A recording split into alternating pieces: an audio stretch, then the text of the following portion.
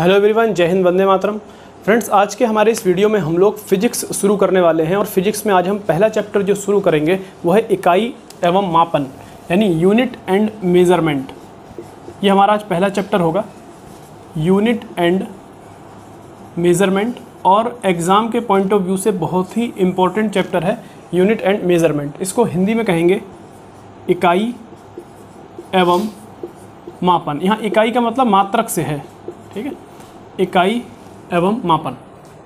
तो सबसे पहले हम जान लेते हैं आखिर ये यूनिट क्या है और ये मेज़रमेंट क्या है। तो बड़ा सिंपल सा फंडा है, कुछ भी नहीं इसमें, सिंपल। यूनिट का मतलब, जैसे मैं आपसे कहूँ कि अच्छा ये बताइए कि किसी भी चीज़ का मापन आप कैसे करेंगे, कोई भी चीज़ हो उसका मापन आप कैसे करेंगे। अच्छा पहले तो ये बताइए किसका मापन करेंगे आप, कैसी राशियों का मापन किया जाता है। तो ध्यान रखना है आपको, भौतिक राशियों का।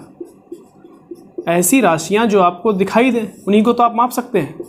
जैसे इमोशंस हैं, भावनाएं हैं, क्या उनको मापा जा सकता है? नहीं, ठीक। जैसे प्यार है, घृणा है, ठीक, क्रोध है, इन सबको मापा नहीं जा सकता। आप ये नहीं कह सकते कि मुझे कितना क्रोध आया, जैसे 5 किलो क्रोध आया, तो इस तरह की बातें तो आप बोल नहीं सकते, ठीक। कितना गुस्सा आ रहा है, तो 5 किलो गुस्सा आ रहा है, ये भी आप नहीं बोल सकते।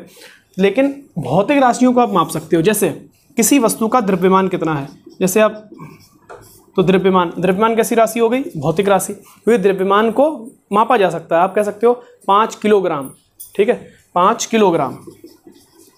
ये इसके अलावा लंबाई को मापा जा सकता है, अगर 2 मीटर, 3 मीटर, ठीक। क्योंकि जब तक आप इसके साथ मीटर नहीं लगाओगे, इकाई नहीं लगाओगे, तब तक आप कैसे बताओगे। जैसे किसी चीज़ की लंबाई कितनी है, मैं कहूँ 1, तो 1 क्या, 1 मीटर, 1 किलोमीटर, 1 फीट, तो क्या बताएंगे। तो इसीलिए इसके साथ क्या लगाना जरूरी है, यूनिट लगाना जरूरी है। तो देखिए इसमें है क्या, मापन के लिए यूनिट बहुत जरूरी है। क्या जरूरी है? यूनिट। और दूसरी चीज जरूरी है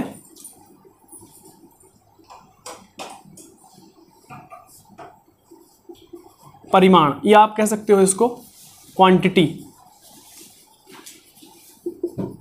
क्वांटिटी यानी मात्रा, क्या कह सकते हैं आप इसको, मात्रा, क्वांटिटी, इनटू इकाई यानी मात्रक यानी यूनिट। किसी भी चीज़ के मापन में ये 2 चीज़ें जरूरी हैं। तो देखिए किसी भी चीज़ का मापन करना है, जैसे मैंने कहा कि मुझे द्रव्यमान का मापन करना है। किसका मापन करना है? द्रव्यमान का। तो देखिए द्रव्यमान कितना, तो कहा 60। क्या 60? तो यूनिट लगानी पड़ेगी, किलोग्राम। का लंबाई कितना, 5। मात्रा कितनी, 5, लेकिन क्या 5 मीटर, तो मात्रक। तो किसी भी चीज़ के मापन के लिए उस वस्तु की मात्रा और उसके मात्रक का होना जरूरी है, ठीक। तो इसलिए आप कह सकते हैं अगर मात्रा और मात्रक का गुणनफल किया जाए तो क्या आ जाएगा, मापन आ जाएगा। तो बड़ी सिंपल सी बात है, इस तरह से होता है। अब आप कोई सी भी उदाहरण लीजिए, आप वेग, जैसे वेग कहें तो 60 किलोमीटर प्रति घंटा, ठीक, 60 किलोमीटर प्रति घंटा, 5 मीटर पर सेकंड। तो मैं कहूँ किसी चीज़ का वेग 5 है। अब 5 क्या है ये बात समझ में नहीं आएगी जब तक आप उसका मात्रक ना बोलें। तो मात्रक भी आपको लगाना पड़ेगा और उसकी मात्रा भी लगानी पड़ेगी। मात्रा मतलब क्वांटिटी लगानी पड़ेगी, ठीक है। तो ये तो बड़ी सिंपल सी बात थी। अब इसमें हम देखते हैं कुछ इंपॉर्टेंट चीज़ें भौतिक राशियों के बारे में। सबसे पहले तो देखिए भौतिक राशियाँ कितने प्रकार की हैं वो हमें देखना है। तो इनको 2 तरह से बांटा जाता है। तो पहले हम देखते हैं भौतिक राशि, फिजिकल क्वांटिटीज़, भौतिक राशियाँ। तो यहाँ पे हम देखते हैं कि भौतिक राशियाँ 2 प्रकार की हैं। एक है अदिश राशि, जिसको हम अंग्रेजी में कहते हैं स्केलर क्वांटिटीज़, स्केलर।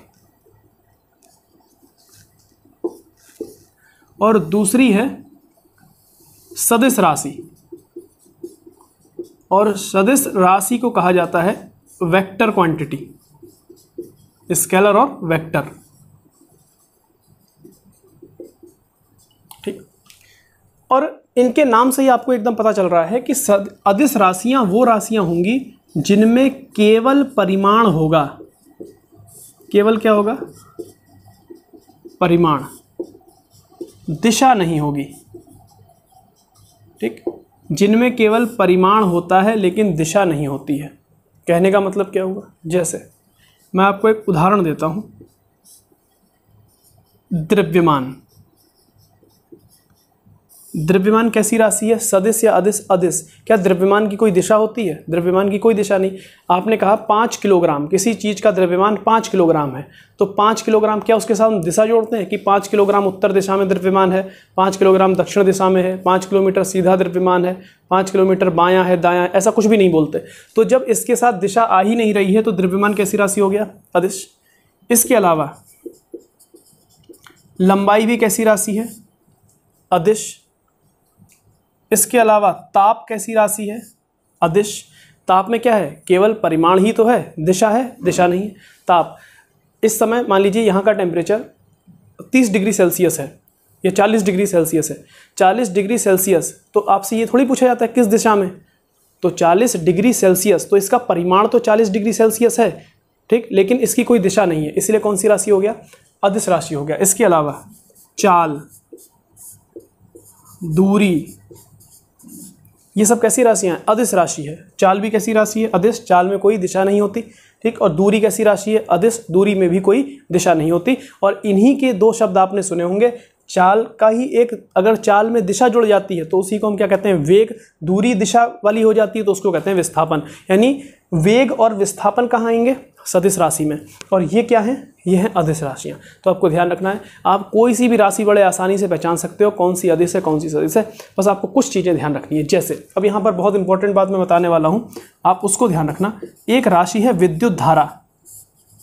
कौन सी? विद्युत धारा। अब ध्यान से सुनिए, विद्युत धारा में परिमाण भी होता है और विद्युत धारा में दिशा भी होती है।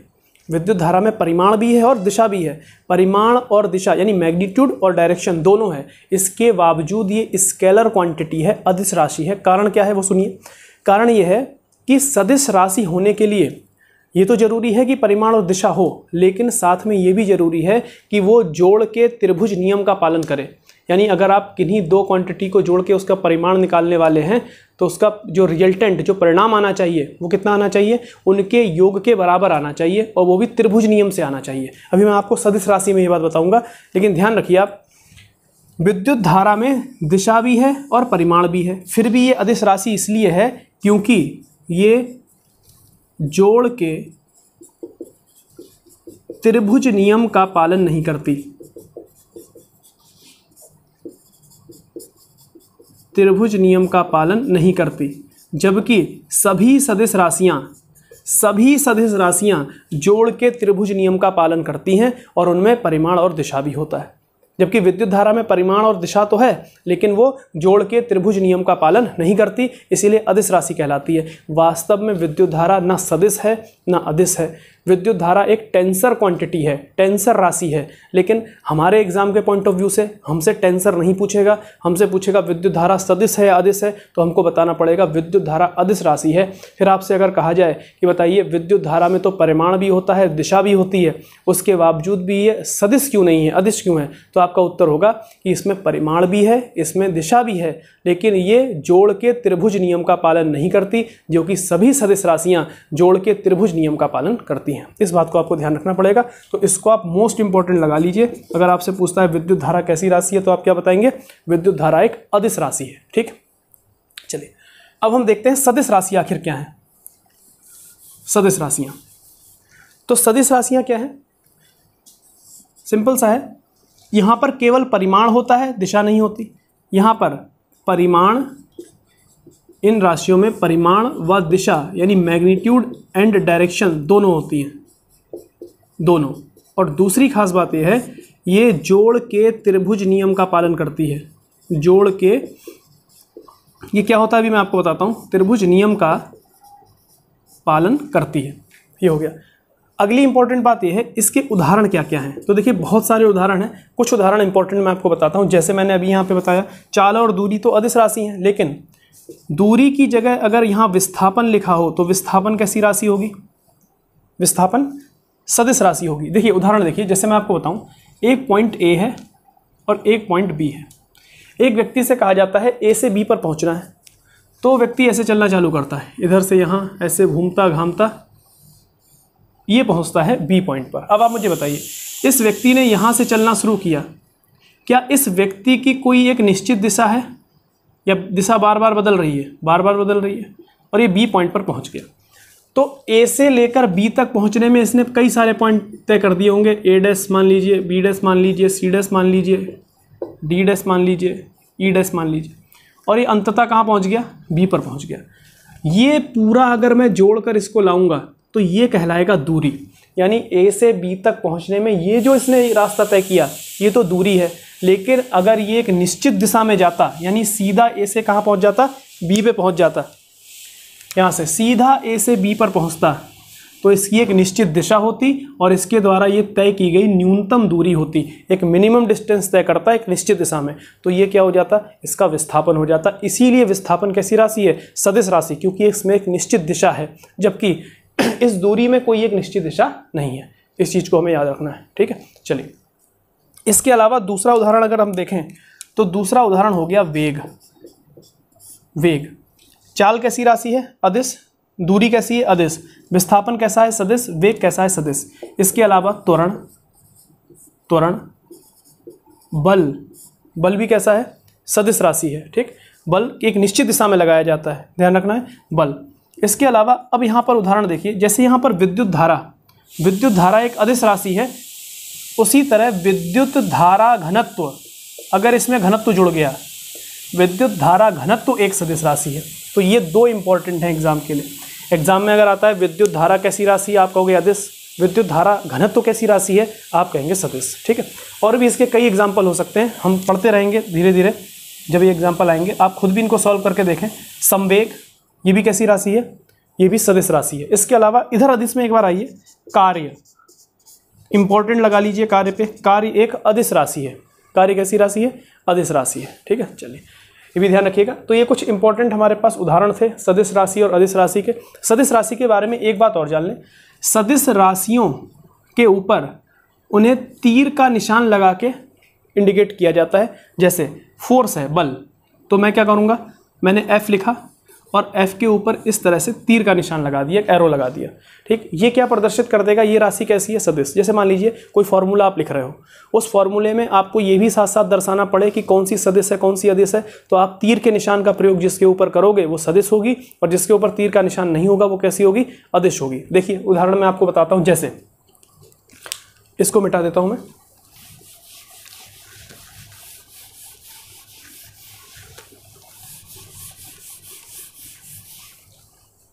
जैसे एक फॉर्मूला है बहुत फेमस, F बराबर ma। आपने फिजिक्स में इसको खूब पढ़ा होगा, ये न्यूटन के गति के दूसरे नियम का फॉर्मूला है, सूत्र है, F बराबर ma। अब इसमें ऐसे देखकर हमें नहीं पता चल रहा कि कौन सी सदिश है, कौन सी अदिश। हाँ, आपको अगर मालूम है तो आप बता दोगे। आपको अच्छे से मालूम है फोर्स यानी बल कैसी राशि है? सदिश। तो इसके ऊपर हम तीर का निशान लगाएंगे, ये सदिश राशि है। इसके अलावा त्वरण भी कैसी राशि है? सदिश। इसके ऊपर भी हम तीर का निशान लगा देंगे। लेकिन द्रव्यमान आपने पढ़ा, ये अदिश राशि है, इसके ऊपर तीर का निशान नहीं लगाया जाएगा। इस चीज़ को आपको याद रखना है कि सदिश राशियों के ऊपर एरो का निशान लगेगा, तीर का निशान लगेगा, जबकि इसकी तरफ, इसमें अदिश राशि में तीर का निशान नहीं लगेगा। ऐसे कितने भी फॉर्मूले हों उसमें आप सदिश राशि, अदिश राशि अगर छांट सकते हैं तो आप उसके ऊपर तीर का निशान लगाएं जो सदिश है, और जो अदिश है उसके ऊपर तीर का निशान नहीं लगेगा। ये आपको ध्यान रखना है, ठीक। चलिए, ये तो एक उदाहरण हो गया, तो आप इसको लिख भी सकते हो, ठीक है। आई होप कि सदिश और अदिश राशियाँ आपकी समझ में आ गई होंगी। इसके अलावा हम देखते हैं और कैसे हम भौतिक राशियों को बांट सकते हैं। देखिए, अगला तरीका भौतिक राशियों को बांटने का है, मूल राशियां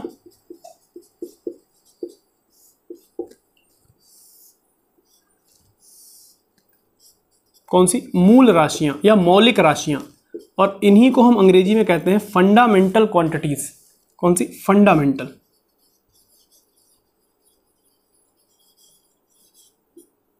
ठीक, फंडामेंटल क्वांटिटीज। और दूसरा है व्युत्पन्न राशियां।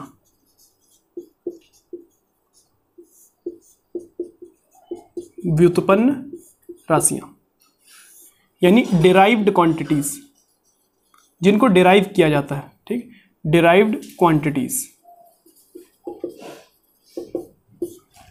ये दो हैं।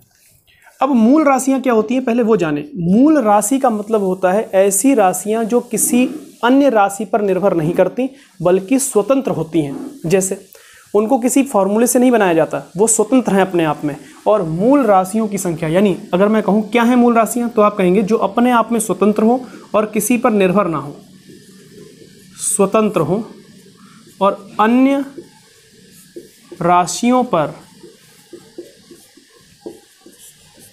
निर्भर ना हो, इंडिपेंडेंट ऑफ अदर क्वांटिटीज, निर्भर ना हो, ऐसी राशियों को हम क्या कहते हैं, मूल राशि या फंडामेंटल क्वांटिटी।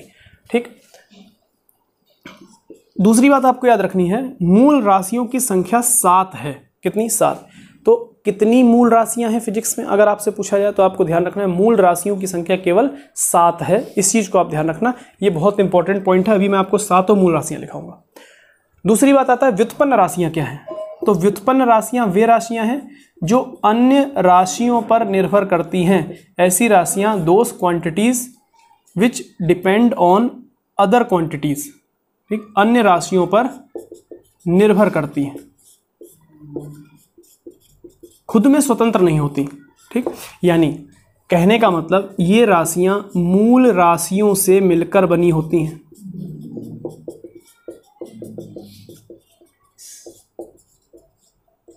ठीक, मूल राशियों से मिलकर बनती हैं। मूल राशियों से मिलकर बनेंगी वो क्या कहलाएंगी? व्युत्पन्न राशियां, यानी दूसरी राशियों पर निर्भर करें। और जो अपने आप में स्वतंत्र हो, किसी अन्य से मिलकर नहीं बनती, वो क्या कहलाएंगी? मूल राशियां। अब आप कहोगे कि कैसे व्युत्पन्न और मूल राशियां पहचानें, तो बड़ा सिंपल तरीका है, आप सिर्फ मूल राशियां याद कर लो 7। इसके अलावा जितनी राशियां आपको मिलेंगी वो सब क्या कहलाएंगी? व्युत्पन्न राशियां। ठीक है। अब तीसरा एक कॉन्सेप्ट और आता है, उसको मैं यहां लिखा देता हूं, वो होता है संपूरक राशियां। कैसी राशियां? संपूरक, सप्लीमेंट्री क्वांटिटीज, संपूरक राशियां। ये 2 हैं, इनकी संख्या 2 है। अब बस इन 2 को आप याद कर लेना और उसमें कोई खास बात नहीं है। ये राशियां हैं, मैं पहले आपको यही लिखा देता हूं 2। संपूरक राशियां 2 हैं। ये देखिए संपूरक है, इसको व्युत्पन्न में मत लिखना आप, संपूरक अलग से है। संपूरक सप्लीमेंट्री क्वांटिटीज में 2 आती हैं। एक आता है समतल कोण, ये दोनों कोण के नाम से हैं, बस इतना आपको ध्यान रहेगा तो हो जाएगा। समतल कोण, और एक होता है ठोस कोण। तो आपसे पूछे बताइए संपूरक राशियां कौन कौन सी, आप कहोगे एक समतल कोण और एक ठोस कोण। जो समतल कोण है इसका मात्रक होता है रेडियन, यानी संपूरक मात्रक एक क्या हो गया? रेडियन। और जो ठोस कोण होता है इसका मात्रक होता है स्टेरेडियन, स्टेरेडियन। चलिए अभी मैं आपको लिखाऊंगा अभी ये।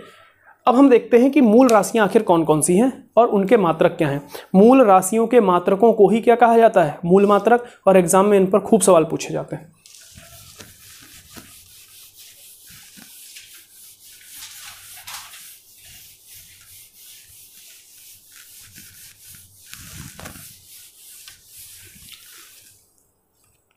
देखिए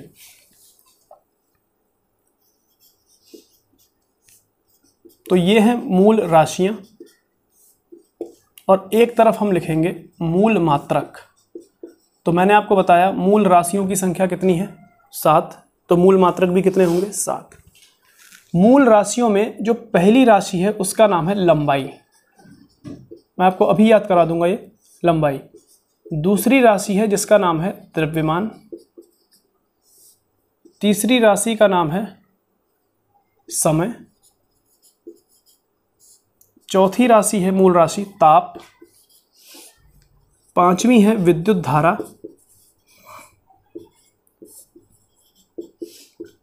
छठी मूल राशि है ज्योति तीव्रता।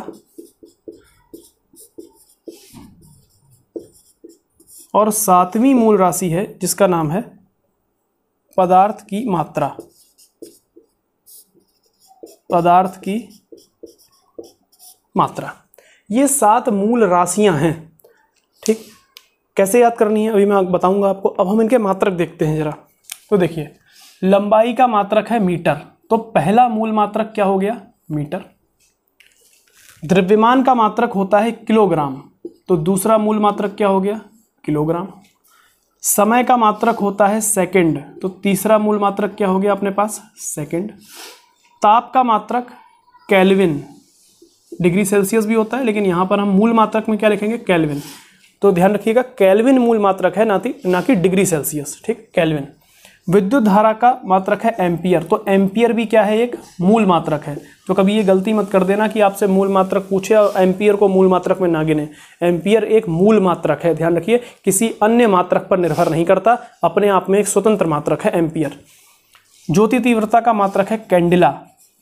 क्या है, कैंडिला। पहले के समय में ज्योति तीव्रता का जो प्रैक्टिकल होता था उसके मापन के लिए कैंडल्स जलाई जाती थी, ठीक है, बल्ब इत्यादि तो होते नहीं थे उस टाइम, तो इसीलिए इस ज्योति तीव्रता का मात्रक कैंडल के नाम पर कैंडिला पड़ गया है। इसके बाद पदार्थ की मात्रा, पदार्थ की मात्रा का मात्रक है मोल। केमिस्ट्री में आप खूब पढ़ते होंगे मोल, हम भी पढ़ेंगे इसके बारे में, मोल।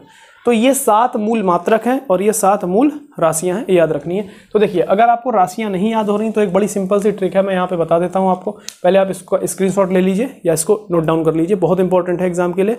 7 मूल राशियां और 7 मूल मात्रक, ठीक।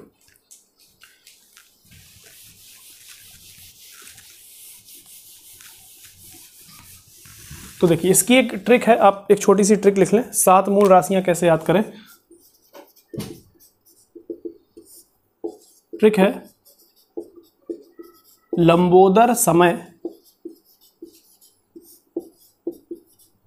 ताप और धारा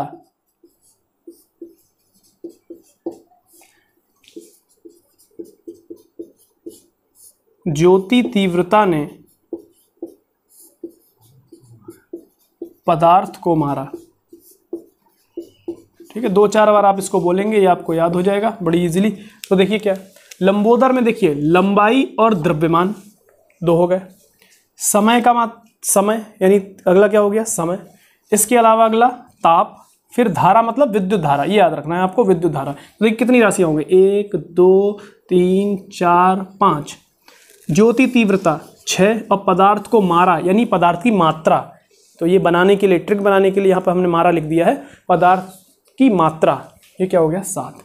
ठीक, अब इनके मात्रक क्या क्या है देखिए। लंबाई का मात्रक मीटर, द्रव्यमान किलोग्राम में मापा जाता है, मापा जाता है। समय सेकंड में, ताप केल्विन में, धारा विद्युत धारा एम्पियर में, ज्योति तीव्रता कैंडिला में, पदार्थ की मात्रा मोल में। ये 7 मूल मात्रक, 7 मूल राशियां, ये आपको याद रखनी है। ठीक, चलिए, तो इसको भी आप नोट कर लीजिएगा, स्क्रीनशॉट ले लीजिए, या साथ साथ मेरी माने तो आप साथ साथ नोट्स बनाते चलो, है ना, तो वो तो आपको जल्दी याद होगा।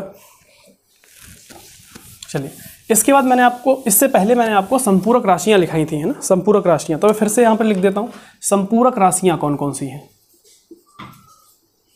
संपूरक राशियां कितनी है, इनकी संख्या 2। तो संपूरक राशियां कितनी हैं, 2। तो कौन कौन सी है, पहला समतल कोण, समतल कोण, और दूसरा है ठोस कोण। ये राशियां हैं। तो संपूरक मात्रक भी होंगे।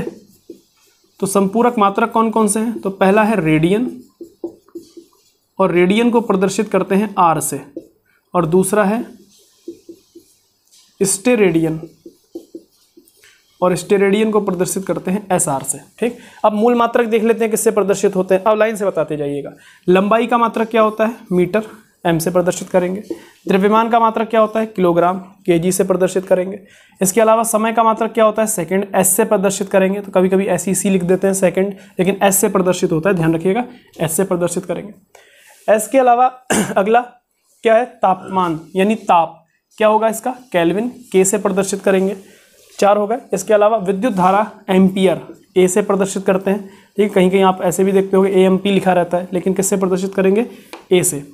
ठीक, इसके बाद ज्योति तीव्रता का मात्रक कैंडिला, उसको CD से प्रदर्शित करते हैं। पदार्थ की मात्रा का मात्रक मोल है, इसको MOL से प्रदर्शित करते हैं, जबकि मोल की स्पेलिंग MOL ही होती है, लेकिन जब हम मात्रक लगाएंगे उसका किससे प्रदर्शित करेंगे, MOL, मोल से। ठीक है, तो ये 7 मूल मात्रक किससे प्रदर्शित करते हैं, यहाँ पर हमने 2 देखे, संपूरक मात्रक किससे प्रदर्शित करते हैं। अब इसके बाद बात आती है व्युत्पन्न मात्रक। इनकी संख्या तो बहुत ज़्यादा है, किन्हीं भी राशियों को मिलाकर आप बना दीजिए, वो व्युत्पन्न मात्रक बन जाएंगे, व्युत्पन्न राशियां बन जाएंगी। ठीक है, चलिए, तो जैसे कुछ व्युत्पन्न राशियां मैं आपको बताऊं, जैसे बल, क्या है, व्युत्पन्न राशि है, नहीं है। बल का मात्रक क्या है, न्यूटन। ठीक, तो बल होता है द्रव्यमान गुणा त्वरण। द्रव्यमान गुणा त्वरण। तो देखिए ये तो मूल राशि है, ठीक, और ये भी अपने आप में क्या है, व्युत्पन्न राशि है। अब इसको भी तोड़ दीजिए, मूल राशियों से तो बनी होगी ये। त्वरण बराबर क्या होता है, वेग परिवर्तन बट्टा समय। तो अब वेग मान लो और समय, तो समय क्या है, मूल राशि। तो देखिए दो मूल राशियां मिल गई, द्रव्यमान भी मूल राशि, समय भी। अब वेग देखिए, वेग को क्या कहेंगे हम, विस्थापन बटे में समय। तो देखिए ये भी तो विस्थापन, विस्थापन का मतलब क्या हो गया, एक तरह की लंबाई हो गई। तो देखिए ये भी क्या हो गई, लंबाई। लंबाई क्या है, मूल राशि है, ये भी क्या है, मूल राशि है। तो ऐसी राशियां जो मूल राशियों से ही मिलकर बनी हैं कहीं ना कहीं, वो क्या कहलाएंगी, व्युत्पन्न राशियां। ठीक है, अब हमें कुछ मात्रक देखने हैं। तो पहले इसका बल ही का देख लो, मात्रक आप। तो बल का मात्रक बताइए क्या होगा। देखिए बल का मात्रक, द्रव्यमान का मात्रक बताइए, किलोग्राम। मात्रक ऐसे ही बनाए जाते हैं, बल का मात्रक किलोग्राम हो गया यहाँ। त्वरण का मात्रक होता है मीटर प्रति सेकंड स्क्वायर। तो क्या हो गया, किलोग्राम मीटर पर सेकंड स्क्वायर। ये एमकेएस पद्धति में मात्रक है और इसको एसआई पद्धति में न्यूटन कहते हैं। क्या कहते हैं, न्यूटन। और इसे किससे प्रदर्शित करते हैं, एन से। तो कहते हैं ना, किसी वस्तु पर 50 न्यूटन का बल लगाया तो कितना हो गया, 50 एन, ऐसे लिख देते हैं, 50 न्यूटन। तो न्यूटन का मतलब क्या है, किलोग्राम मीटर पर सेकंड स्क्वायर। न्यूटन कौन सी पद्धति का मात्रक है, एसआई पद्धति का। और ये किलोग्राम मीटर पर सेकंड स्क्वायर किस में है, एमकेएस पद्धति में। इसका मतलब ये हुआ कि मात्रक लिखने की कई पद्धतियां हैं। तो क्या पद्धतियां हैं वो देखिए। एक पद्धति है एमकेएस पद्धति, एक पद्धति है सीजीएस पद्धति, एक पद्धति है एफपीएस पद्धति और एक पद्धति है एसआई पद्धति। एसआई पद्धति, ठीक, ये चार मुख्य पद्धतियां हैं मात्रकों को लिखने की। ठीक, एमकेएस का मतलब क्या हुआ, मीटर किलोग्राम सेकंड, ये एमकेएस पद्धति होगी। सीजीएस पद्धति सेंटीमीटर ग्राम सेकंड। अब इसके बारे में आपको एक बात याद रखनी है, सीजीएस पद्धति का जो जन्मदाता है, जो प्रवर्तक है, वो है जेम्स क्लार्क मैक्सवेल। आपने मैक्सवेल का नाम सुना होगा, वही मैक्सवेल सीजीएस पद्धति के जन्मदाता है। ठीक, उसके बाद एक पद्धति है एफपीएस पद्धति, फुट पाउंड सेकंड। ठीक, इसके बारे में एक आपको बात याद रखनी है, एफपीएस पद्धति की शुरुआत हुई कहां से। तो ध्यान रखना है, एफपीएस पद्धति की शुरुआत ब्रिटेन से हुई थी और आज वर्तमान में भी ब्रिटेन और जिन जिन देशों पर ब्रिटेन का शासन रहा, उन देशों में किसी ना किसी रूप में एफपीएस पद्धति का प्रयोग किया जाता है आज भी। जैसे आप कहेंगे कोई उदाहरण, जैसे मैं उदाहरण आपको बताता हूं, आप मुझे बताइए, इंडिया में जब हाइट का मेजरमेंट होता है, आप हाइट किस में बोलते हैं, आप फीट में हाइट बोलते हो कि नहीं बोलते हो। आज भी इंडिया में फीट प्रयोग हो रहा है, नहीं हो रहा है, हो रहा है। ब्रिटेन में फीट प्रयोग होता था, ब्रिटेन भारत में आया, भारत भी गुलाम रहा, ब्रिटेन का उपनिवेश रहा, एक कॉलोनी रहा। इस तरह जितने देश ब्रिटेन की कॉलोनी रहे, आज वहाँ पर एफपीएस मात्रक यूज़ होते हैं। जैसे मैं आपको बड़ा अच्छा एग्जाम्पल बताता हूँ, मैं पाउंड को यूज़ करता हूँ ना, पाउंड। आप बताइए, आज भी बेकरी वगैरह में जो केक बनते हैं वो आपको किलोग्राम के हिसाब से मिलता है या पाउंड के हिसाब से मिलता है। तो आप वहाँ जाएंगे, वो आपसे कहें कितने पाउंड का केक चाहिए, आपका 2 पाउंड का, 1 पाउंड का, है ना, इस तरह से। तो आज भी बेकरी में जो केक बनते हैं उनका वजन किस में लिया जाता है, वो पाउंड में लिया जाता है। इसलिए ध्यान रखना है आपको, ब्रिटेन और ब्रिटेन ने जिन जिन देशों पर शासन किया, वहाँ आज भी किसी ना किसी रूप में एफपीएस पद्धति का प्रयोग होता है। और अंतिम बचा एसआई पद्धति। इसके बारे में आपको ध्यान ये रखना है, अंतरराष्ट्रीय मापतौल का अधिवेशन हुआ 1967 में। अंतरराष्ट्रीय मापतौल अधिवेशन 1967 में, और इसी अधिवेशन के बाद से एसआई पद्धति को अपनाया गया, यानी system of international standard. System of international standard, ठीक, अंतरराष्ट्रीय मानक पद्धति 1967। तो एसआई पद्धति का प्रयोग कब से किया जा रहा है, तो 1967 से एसआई पद्धति का प्रयोग किया जा रहा है, अंतरराष्ट्रीय मापतौल अधिवेशन के बाद से। और ये सिस्टम इसलिए लाया गया, देखिए किसी देश में एमकेएस चल रहा है, कहीं सीजीएस चल रहा है, कहीं एफपीएस चल रहा है, तो दुनिया भर की जो किताबें हैं सब में मात्रक अब अलग अलग हो जाएंगे, सब में माप अलग अलग ली जाएगी। तो स्टैंडर्ड बुक्स बनाने के लिए, ताकि सारी दुनिया में सब लोग उसका प्रयोग कर सकें, इसके लिए एक पद्धति लाई गई, एसआई पद्धति, जिसका प्रयोग अब पूरी दुनिया में किया जाता है। जैसे आप किसी भी देश में जाएं, वहाँ पर बल को क्या बोलेंगे, वो न्यूटन में मापेंगे, जैसे 50 न्यूटन का। अब जैसे किसी देश में जाओ, वो कहे नहीं मैं किलोग्राम मीटर पर सेकंड स्क्वायर में लिखूंगा, कोई कहेगा नहीं ग्राम सेंटीमीटर पर सेकंड स्क्वायर में लिखूंगा, तो ऐसे फिर गड़बड़ हो जाएगी। तो इसीलिए एसआई पद्धति का प्रयोग किया गया। और एसआई पद्धति का प्रयोग कब से किया जा रहा है, याद रखना है, 1967 से किया जा रहा है। ठीक है, चलिए, ये इस वीडियो का पहला पार्ट है इकाई और मापन का। इसमें कुछ चीज़ें हमारी बची हैं, जैसे कुछ इंपॉर्टेंट मात्रक बचे हुए हैं, और इसके अलावा कुछ मापक यंत्र बचे हुए हैं किसी भी चीज़ के मापन करने के लिए जो प्रयोग होते हैं, उसको हम दूसरे पार्ट में करेंगे, यानी ये वीडियो 2 पार्ट में होगा। ठीक है, चलिए, थैंक यू वेरी मच।